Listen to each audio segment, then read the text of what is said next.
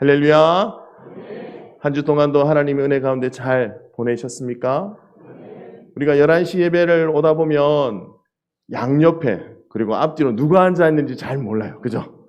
이 시간에 서로를 좀 돌아보시면서 인사하는 시간을 좀 가지도록 하겠습니다. 우리 앞뒤로 양옆으로 우리 성도님 은혜 시간 됩시다. 하나님께 영광 돌리는 시간 됩시다. 여러분 제일 뒤에 또 누가 앉아 계신지 아세요? 우리 김월재 권사님이 앉아 계십니다. 김월재 권사님 늘 감사드립니다. 저 자리 지정석이세요? 10월 달이 시작되고 난 후에 첫 번째 주입니다. 마지막 4.4분기가 시작되는 그러한 달이기도 합니다. 마지막 4.4분기를 하나님의 은혜 가운데 잘 마무리하시길 바랍니다. 또한 한 해의 마지막을 잘 결말짓고 결실이 있는 기간들이 되어지길 또한 간절히 소망합니다. 오늘은 요나서에 대해서 조금 말씀을 나누고자 합니다. 신학을 시작한 이후로 저는 이제 11시 예배 때 사회를 본 적은 있는데 설교는 이렇게 처음 하는 것 같습니다. 조미라 전도사가요 머리도 잘라주고요 보이십니까? 오늘 또 잘하라고 또 말려주더라고요 또 와이셔츠와 양복도 준비해주고 챙겨주고 이거 입고 와라로. 평소에 안 주는 아침밥도 주더라고요. 고맙습니다. 여기서 조미라 전도사는 저희 안 사람입니다. 역시 잘 모르실까봐. 오늘 요나에게 말씀하시고 요나에게 기적을 베푸신 하나님은 어떠한 하나님인가? 우리 그 하나님에 대해서 집중해 보고자 합니다. 요나서 2장 10절 말씀을 보면 하나님은 물고기에게 말씀하셔서 요나를 육지에 토해내게 하십니다. 다음의 사진 한 장을 보고 말씀을 좀 이어가 볼까요? 이 사진은 부산 지역에요. 한 200mm 이상의 폭우가 내린 지난 21일입니다. 그렇게 많지 않죠? 9월 오전 부산 사상구 도로에서 가로 10m, 세로 5m, 깊이 8m의 가량의 싱크홀이 발생해서 약 트럭 2대가 빠지는 사고가 발생했어요. 그런 현장입니다. 또 다음 사진은요. 더 최근의 싱크홀 사진입니다. 여러분 아마 뉴스를 통해서 많이 보셨을 거예요. 지난달 29일 서대문구 연희동 성산로 한 지점에서 싱크홀이 발생하게 됩니다. 이 싱크홀의 크기는 폭 6m, 길이 4m, 깊이 2.5m. 어떻게 저렇게 차가 쏙 웃을 일은 아닌데 어쨌든 외국에서도 싱크홀이 난리입니다. 이 사진은요, 다음 사진은 저는 그린 건 줄 알았어요. 그런데 아니에요. 미국에서 지난 6월 27일 일리노이주 알콘 공원 잔디 축구장에 생긴 지름 30m의 싱크홀이에요. 축구장 한가운데가 뻥 뚫렸어요. 한마디로 싱크홀은요, 지반이 내려앉고 땅 표면에 대형 구멍이나 웅덩이가 발생하는 것을 얘기합니다. 한마디로 땅이 사라져버리는 거예요. 완전히 꺼져버리고 없어지는 겁니다. 그러므로 오늘날 여러분 튼튼한 아스팔트 땅을 밟고 오셨지요? 꺼지지 아니하는 여러분들의 아파트의 계단, 골목길을 그래도 잘 걸어오셨지요? 그렇다면 이것은 가장 아주 큰 축복이라는 사실입니다. 우리가 마른 땅, 단단한 땅을 밟고 있는 것 그 자체는 너무나 큰 축복인 거예요. 왜냐? 구약에서도 땅이 너무너무 중요한 주제이기 때문입니다. 얼마나 중요하냐면요. 구약을 세 개의 축으로 볼 수 있다. 이렇게 많은 신학자들이 얘기해요. 하나는 여호와 하나님. 빠질 수 없죠. 우리의 모든 것인 여호와 하나님. 두 번째는 이스라엘. 구약에서 이스라엘. 그리고 세 번째가 뭐냐? 땅으로 보는 구약자들은 많아요. 땅. 이만큼 구약에서 땅이라는 것은 중요한 주제, 성서적 중심축이라는 얘기입니다. 여호와 하나님은 이스라엘 백성들을 부르시고 그들에게 하나님을 알도록 하시고 어떤 축복을 주셨냐? 약속을 따라 땅을 주시는 축복을 주세요. 여러분 성경을 잘 보세요. 다른 축복이 아니라 땅에 대한 축복을 주신다는 사실이죠. 믿음의 조상 아브라함에게 하나님이 주신 그 약속도 하나님께서 지시하신 땅으로 가라라는 땅에 집약되어 있는 약속의 말씀인 것을 우리는 보게 됩니다. 출애굽기의 중요 주제도 바로 젖과 꿀이 흐르는 무슨 땅? 역시 우리 꿈을 이루는 교회는 수준이 높으십니다. 가나안 땅이라는 사실이죠. 그러니까 구약 성경에 있어서 이 땅이라는 주제는 아주 중요한 주제입니다. 그러므로 싱크홀이 일어나지 않고 그래도 건강하게 이 자리에 올 수 있고 나의 일상생활 속에서 마른 땅을 딛고 내가 여전히 하나님의 백성으로 살아갈 수 있는 것은 너무나 큰 축복이라는 사실입니다. 사랑하는 성도님들, 매일매일 땅을 디디면서 꺼지지 아니하는 땅 한가운데서 마음껏 살아가고 있다면 우리는 하나님의 큰 축복을 받고 있는 거예요. 왜냐하면 구약의 이스라엘 백성에게 말한 그 약속이 바로 땅을 향해서 가고 있기 때문입니다. 오늘 본문에서도 요나가 다시 2장 10절을 보면요, 여호와께서 그 물고기에게 말씀하심에 요나를 육지에 토하니라 라고 말씀하고 있어요. 여기서 육지의 히브리어는 얍바사라는 히브리어입니다. 정확히 해석하면 육지는 마른 땅이에요. 뭐라고요? 마른 땅. 이 마른 땅은 구약에서 하나님의 구원과 회복을 의미합니다. 그 의미를 살펴보겠습니다. 우선 창세기에 하나님의 천지 창조의 때를 한번 가보겠습니다. 첫째 날 빛과 어둠을 창조하시죠. 둘째 날 궁창 아래의 물과 그 위의 물로 나누십니다. 셋째 날 물을 물러가게 하시고 묻이 드러나게 하십니다. 바다와 땅을 창조하신 것이요. 여기서 바로 묻이 마른 땅입니다.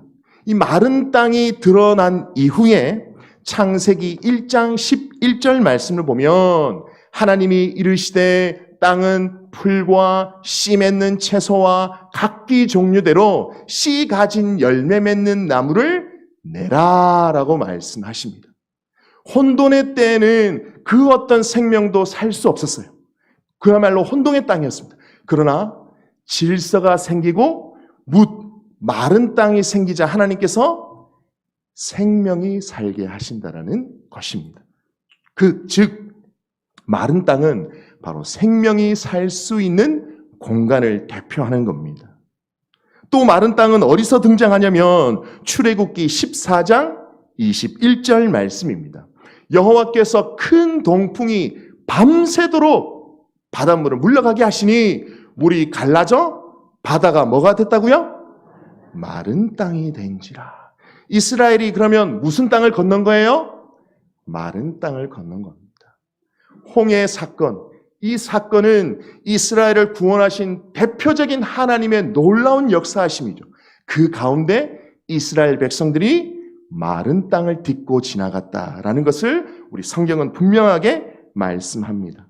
그러므로 마른 땅은 질서가 생기는 것을 의미하고요, 하나님의 구원, 하나님의 회복을 의미한다고 할 수 있습니다. 곧 마른 땅은 구원받게 되는 것이죠. 또한 하나님은 예언서를 통해서 이스라엘을 회복시킬 것인데 어떻게 회복시킬 것이냐? 신천지를 말씀합니다. 이 신천지가 참 좋은 말인데 누가 써가지고 그죠? 제대로 말할 수도 없는, 너무 안타깝습니다. 새 하늘과 새 땅, 신천지. 바로 이사야서에서 하나님은 이사야에게 회복시킬 것인데 어떻게 너희들을 회복시킬 것이냐? 새 하늘을 줄 것이고 새 땅, 곧 마른 땅을 줄 것이다라고 말씀하고 있습니다. 예레미야서도 마찬가지예요. 예레미야서 30장 3절, 내가 그들을 그 조상들에게 준 땅으로 돌아오게 할 것이니 그들이 그 땅을 차지할 것이니라. 하나님이 예레미야를 통해서 회복의 말씀을 주십니다. 그 중심에도 역시 돌아올 땅, 회복할 땅이 있다라는 사실입니다. 이 마른 땅의 주제는 구약에서만 등장하지 않습니다. 신약에서도 등장해요. 어떻게 신약에서 등장하냐? 하루는 예수님께서 바다 위로 걸어오십니다. 제자들을 만나러, 풍랑 위에 있는 제자들을 만나러 바다 위에 올라오십니다. 걸어가십니다. 바다 위에 계심을, 물 위에 계심을 의도적으로 보여줘요. 왜냐? 이 상황이 수면 위에서 운영하셨던 창세기의 그림을 우리는 빗대어 보내주는 것입니다. 그러므로 신학적인 많은 어떤 의미들을 부여되고 막 이렇게 많은 논의를 거쳐야 되지만, 그러나 바로 예수님이 천지 창조와 동일한 그 창조의 역사를 물 위로 걸어오시면서 수면 위에 운행하셨던 하나님의 영이신 그 예수 그리스도를 우리에게 보여주심으로써 그 예수 그리스도가 우리를 통하여 새 창조를 이루어갈 것임을 우리에게 보여주신 사건. 그러므로 곧 예수 그리스도가 마른 땅이에요. 할렐루야. 예수 그리스도가 우리의 구원, 하나님의 역사의 구원의 핵심, 마른 땅이라는 사실을 우리에게 보여줍니다. 마찬가지로 반대로 생각하면 어떨까요? 또 이스라엘 백성이 심판을 당해요. 심판을 당한 것을 하나님은 뭐라 말씀하실까? 여러분, 노아의 홍수의 사건, 세상의 마른 땅을 전부 없앤 사건이지요. 하나님은 심판하셔도 땅과 연관되세요. 땅을 없앤다는 것이죠. 레위기 18장을 보면 근친상간, 간음, 인신제사, 동성애, 수간 등을 나열합니다. 입에 담기도 힘든 그러한 더러운 짓들을 얘기합니다. 그러면서 28절에 이렇게 말씀해요. 너희도 더럽히면 그 땅이 너희가 있기 전 주민을 토함같이 너희를 토할까 하노라.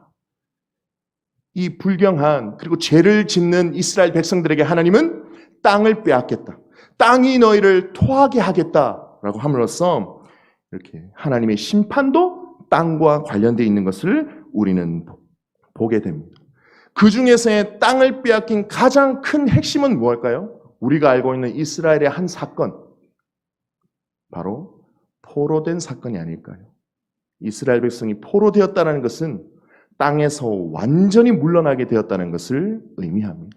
자신의 땅이 완전히 초토화되었다는 것을 의미합니다. 그러므로 하나님의 구원의 역사도 땅을 통하여, 심판도 땅을 통하여 일어났다는 것을 우리는 구약 성경에서 보게 됩니다.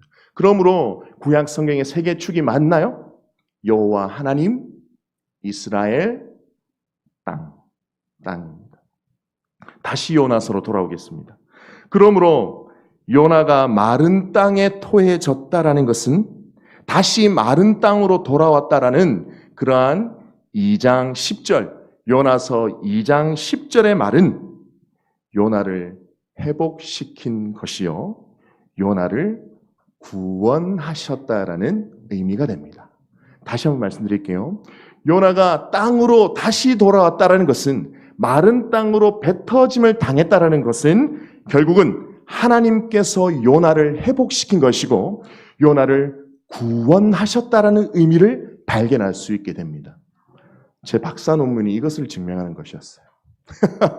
제 박사 논문입니다. 그리고 3장 1절에 두 번째로 요나에게 말씀이 임합니다.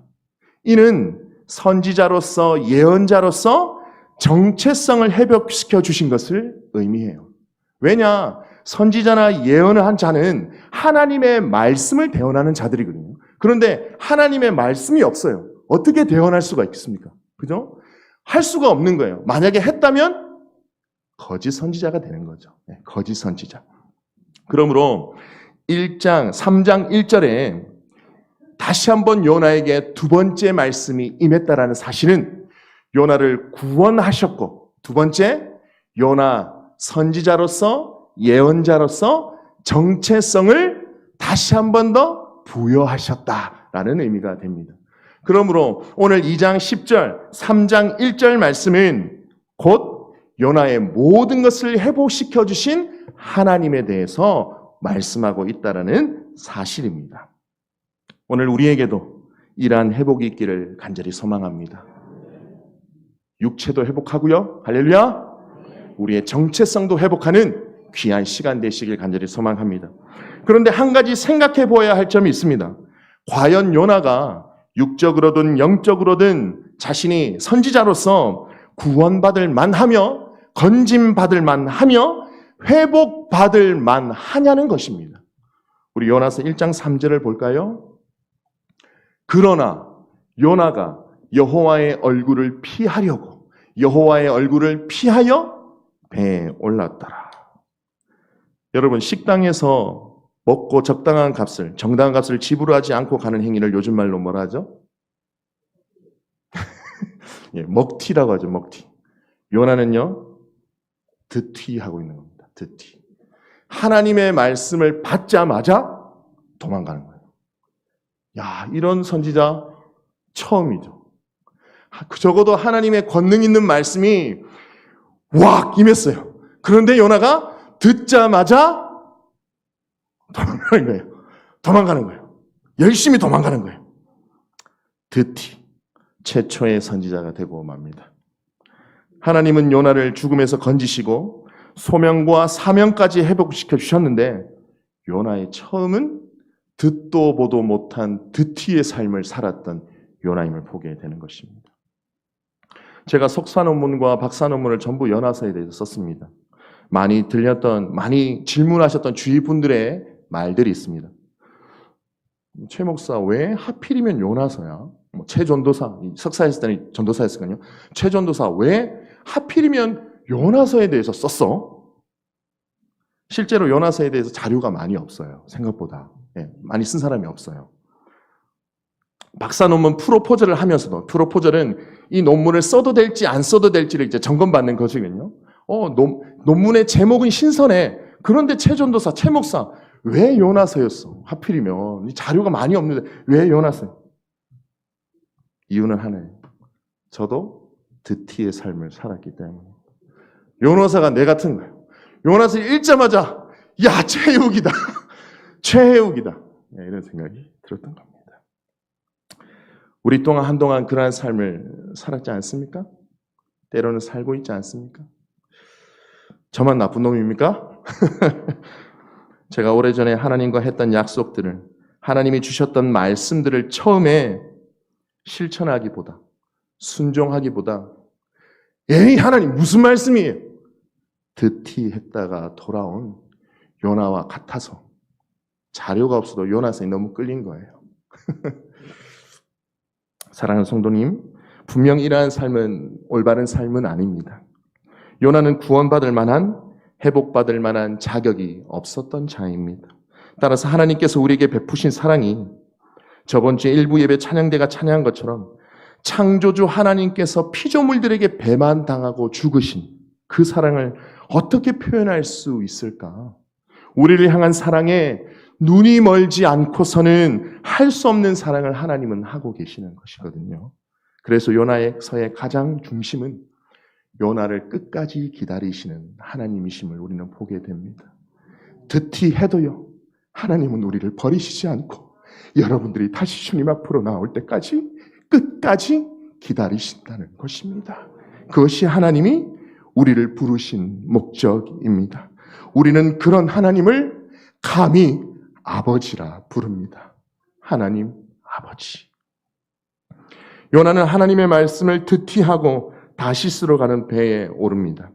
1장 4절 말씀을 보면요, 여호와께서 큰 폭풍을 바다에 내리십니다. 배가 거의 깨지게 됩니다. 사공들이 난리가 났습니다. 6.25 때 난리는 난리도 아닙니다. 예. 자기들이 믿는 신을 막 부르고 가볍게 하려고, 배를 가볍게 하려고 물건들을 막 던지고 버리고 난리 났습니다. 그런데 요나는 배 밑층에서 퍼질러 잠을 잡니다.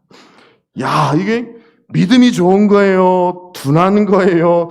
무식한 거예요? 아니면 최 목사처럼 한 번 자면 세상 모르고 자는 습관 때문인가요? 뭔 것 같아요, 여러분? 6절에 선장이 깨웁니다. 야, 왜 딥이 자냐? 일어나서 내 하나님께 구하라. 하나님이 망하지 않게 하실지도 모른다. 하나님께 구해! 이렇게 얘기합니다. 결국은 이 일이 요나 때문에 일어났다는 것이 밝혀집니다. 9절 말씀 보면요, 이렇게 고백합니다. 나는 히브리 사람이요 바다와 육지를 지으신 하늘의 하나님 여호와를 경외하는 자로다. 마른 자랍니다. 그죠? 그리고 자기가 여호와의 얼굴을 피함인 줄을 말하였습니다. 이 풍랑이, 이 폭풍과 어디서 왔는지 요나가 깨달은 것이지요. 하나님께서 보내신 풍랑은 결국은 요나를 위해서 보내신 것입니다. 그가 좋든 좋지 않든 나는 히브리 사람이요 바다와 육지를 지으신 하늘의 하나님 여호와를 경외하는 자로다. 하나님은 폭풍을 보내시니까 요나가 싫든 좋든 상관없어요. 내가 이러한 자이다라는 자신의 정체성을 드러냅니다. 사랑하는 성도님, 고난과 역경은 때로는 배 위에 닥치는 풍랑은요, 우리의 정체성이 누구인지를 때로는 깨닫게 합니다. 때로는 역경과 풍랑이 우리의 정체성을 굳건히 할 수 있다는 사실이지요. 우리의 정체성을 알게 된다면 폭풍과 같은 역경이 왜 왔는지 우리는 알 수 있게 됩니다. 요나는 그 풍랑의 원인이 바로 드티한 나임을 깨달았던 것이지요. 여러분, 어떤 풍랑이 왔을 때에, 어려움이 왔을 때에 남을 탓할 필요가 없어요. 이렇게 하면 우리가 잘 알잖아요. 세계는 나를 가리키는 건데요. 우리의 문제의 원인이, 이 풍랑의 원인이 때로는 우리일 가능성이 많다니까요. 남을 탓할 필요도 없고 사회를 탓할 필요도 없습니다. 12절에 바다가 점점 더 거세지는데요. 요나가 이렇게 얘기합니다. 그가 대답하되 나를 들어 바다에 던지라. 그리하면 바다가 너희를 위하여 잔잔하리라. 예, 아멘 해줘도 좋습니다. 예. 근데 하나님은, 이 요나는 하나님을 정말 잘못 알고 있는 거예요. 하나님이 인신제사를 원하신 적이 있으셨습니까? 너를 받을 거야. 이렇게 하신 적이 있습니까? 하나님께서는 이스라엘 백성들의 죄를 동물을 통해서 전가해서 죽이겠다고 말씀하셨습니다. 이 제사의 원칙이죠. 사람 자체를 제물로 받을 한시가 없어요. 하나님이 요나를 죽이기 위해서 바다 한가운데까지 끌고 와서 멋진 경치에서 하나님이 받으시려고 요나를 바다에 빠뜨리게 하실까요? 하나님은 마음만 먹으셨다면 요나가 드티하는 그 순간 모든 것을 돌리실 수도 있는 분이셨습니다. 하나님께서 폭풍우를 내리셔서 죄 없는 뱃사공들의 목숨까지 위태롭게 하시는 이유가 무엇이겠습니까? 요나야, 회개해. 요나야, 무릎 꿇어. 요나야, 내가 너를 보낸 이유가 뭐야? 하나님께서 말씀하고 계시는 거예요. 요나가 이것을 몰랐던 거예요. 나만 죽으면 끝나지, 나만 없어지면 끝나지. 요나는 이렇게 얘기하고 있습니다. 요나 자신을 던지라고 말한 뒤에 13절 말씀. 그러나 그 사람들이 힘써 노를 저 배를 육지로 돌리려고 하다가, 자신은 바다에 던지라고 얘기해요. 그러나 뱃사람들은 어떻게 하죠? 요나 한번 살려보려고, 요나 살려보려고 육지로 막 노를 젓는 거예요. 돌리고자. 여기서 우리는 다른 사람을 통해서 하나님의 마음을 때로는 깨닫게 됩니다. 하나님의 아픈 마음입니다. 요나는 자신이 죽고 싶다고 얘기했지만 하나님은 살리고 싶으신 거예요. 하나님은 그를 다시 한번 사용하고 싶으신 것이죠. 나는 끝났다라고 얘기하지만 하나님은 아직 가망성이 있고 내가 있으니 너는 끝난 것이 아니야 라고 우리에게 말씀하고 있으신 겁니다. 이 돌아오다, 회개하다를 그 동사가요, 슈브라는 단어입니다. 슈브. 하나님의 슈브. 우리가 돌아오길 원하시는 하나님의 슈브. 여러분, 4가지에 쭉 적어보았습니다. 결국 슈브는 회개라는 단어로 연결됩니다. 돌아오는 것, 방향의 전환을 의미하는 거죠. 요나는 자신의 목숨을 하찮게 여깁니다. 그러나 벳사람들은 요나를 살기 위해 안간힘을 쓰고요. 그를 통해서 벳사공들을 통해서 하나님의 마음을 우리에게 알려주십니다. 여기서 하나님이 뜻을 돌이킨 것도 슈브라고 쓰여집니다. 니느웨 백성을 구원시키고 심판하시지 않겠다라는 하나님의 마음도 바로 이 돌이키는 것도 슈브입니다. 하나님, 우리는 기억해야 됩니다. 하나님은 그래도 반드시 죄를 물으신다는 것입니다. 우리가 사사기 말씀을 보면서 기억해야 할 것은 하나님이 사용하신다고 해서 그 사람의 죄가 없어지는 것은 아니라는 것입니다. 하나님의 사용과 그 사람의 죄는 별개입니다. 요나의 죄를 물으십니다. 어떻게? 15절. 요나를 들어 바다에 던지매 바다가 뛰노는 것이 그친지라. 결국 요나는 바다에 던져지고 맙니다. 여러분, 바다에 던져지는 것, 아까 우리가 땅이라는 개념에서 볼 때 심판은 어떻게도 나타난다? 땅을 없애는 것으로 나타난다. 그렇다면 요나가 물에 빠진 것을 저는요, 논문에서 바로 바다에 던져진 것은 마른 땅을 제거하시는 하나님의 심판이라고 봤습니다. 맞는 것 같습니까? 바다에 빠진 것은 땅이 없어지는 것이군요. 그러므로 심판입니다. 하지만 17절, 하나님을 향한 마음은 심판에 있는 것이 아닙니다. 우리 잘 알죠? 하나님 우리를 심판하시기 위해서 있는 것이 아니라, 우리를 심판하시기 위한 것이 아니라 돌이켜서 다시 하나님의 백성으로 삼기 원하시는 그것이 우리를 향한 하나님의 진정한 마음인 줄로 믿습니다. 여호와께서 큰 물고기를 예비하사 요나를 삼키게 하십니다. 이 물고기는 여호와의 구원의 시작이라고 볼 수가 있는 거죠. 하나님은 대단하신 분이십니다. 요나 한 사람을 향한 하나님의 사랑과 그 마음이 여러분 성도님을 향한 한 사람의 마음인 줄로 믿습니다. 여러분들을 살리고자 하는 그 하나님의 마음이 오늘 요나서와 동일한 마음인 줄로 믿습니다. 여러분들의 큰 물고기는 무엇입니까? 하나님께서 예비하신 구원의 여러분들의 큰 물고기는 무엇입니까? 여러분 인생에서 반드시 있을 것입니다. 그러한 하나님을 찬양하고 경배하는 우리가 되게 간절히 소망합니다. 그러면서 요나서 2장 1절에서 10절은 요나의 회개 기도와 감사 기도가 시작되는 부분입니다. 요나는 드디어 2장에서 자신의 잘못을 깨닫습니다. 그리고 회개합니다. 그리고 지금 내가 심판받았음을 고백합니다.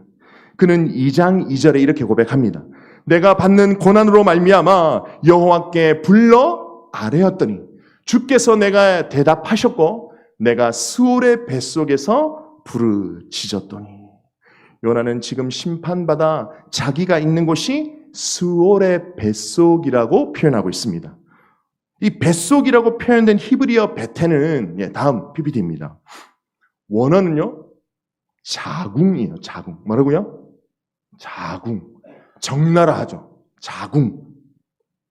스올이라는 것은 죽음을 임한 사람, 죽은 자들이 가는 곳이에요. 그러니까 베텐, 스올의 뱃속이라는 말은 죽음의 자궁이라는 말이에요. 죽음의 자궁. 여러분, 개의 자궁은 뭐만이 태어날 수 있죠? 개에서 고양이가 태어난 적이 있나요? 네. 개의 자궁은 개만이 태어나요. 욕 아닙니다. 네. 죽음의 자궁이란 말은 죽음만이 태어날 수 있는 것이에요. 그러니까 지금 요나는 자기가 죄를 짓고 죽음만이 태어날 수 있는 곳에 있게 되었다. 내가 심판받았다라는 것을 얘기합니다. 요나서를 제가 왜 좋아하느냐? 저도 요나와 같은 경험을 했기 때문입니다. 건강한 것 같죠, 저. 예. 물론 건강합니다, 지금. 그러나 죽을 고비를 넘겼지요. 이 얘기는 한 적이 없었던 것 같습니다. 다음에도 기회가 되면 이 얘기는 하겠습니다. 그런데 저도 요나와 같은 경험을 하였던 것이죠. 그러니 요나사가 더 끌립니다. 환자복을 입고 제가 이제 다시 살아나서요. 환자복을 입고 환자복도 작더라고요. 어찌나 끼는지 꽉 낀 상태로 상상하지 마십시오. 예. 꽉 낀 상태로 옥상에 올라가서 하나님의 은혜를 처음부터 끝까지 완창했습니다. 그 옆에 담배 피던 사람들이 아마 미친놈이라고 얘기했을 겁니다. 한량없는 은혜, 나를 살려주신 하나님의 그 놀라우신 은혜. 그 후로 서울로 올라가게 됐고요. 성신여대 음악치료대학원에서 조미라 전도사를 만나게 됩니다. 자연스럽게 이흥배 목사님을 알게 되고요. 이흥배 목사님을 알게 된 지는 10년이 넘었던 것 같아요, 지금. 어쨌든 알게 성결교 목사님들을 알게 되면서 이제 드티에서 이렇게 주님의 전에 하나님의 말씀을 전가하는 자가 되었습니다. 2장 6절에 요나의 기도가 시작됩니다. 내가 산의 뿌리까지 내려갔사오며 땅의 붓장이 나를 오래도록 막았사오나 나의 하나님 여호와여 주께서 내 생명을 구덩이에서 건지셨나이다. 자기를 건지신 하나님임을 고백합니다.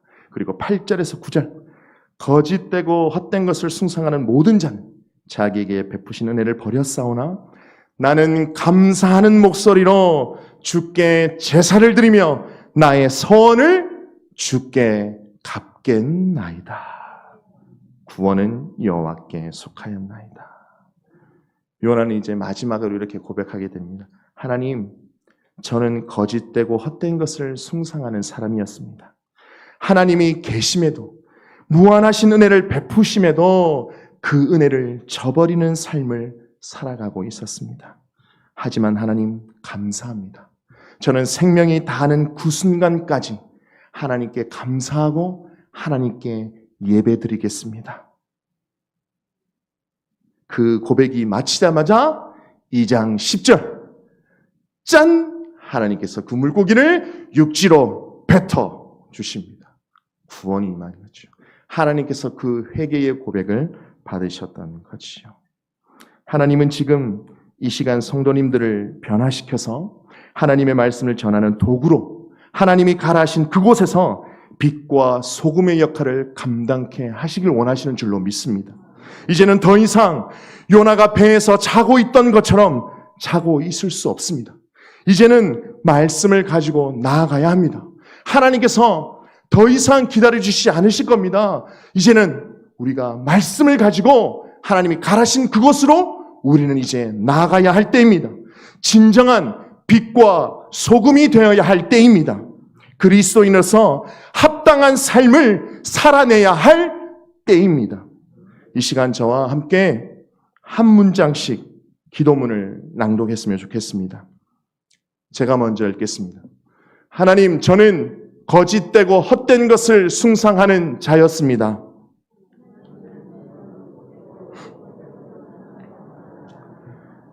하나님의 말씀을 들으면서도 무시하는 자였습니다.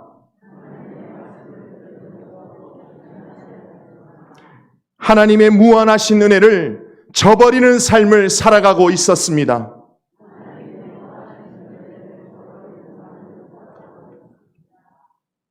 하나님, 이러한 누구를, 최혜욱을 기다려 주심을 감사합니다.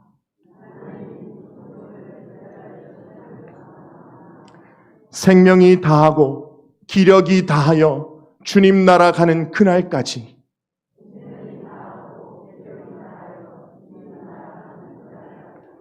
십자가의 전달자로 주님의 제자로 참된 그리스도인으로 살게 하옵소서.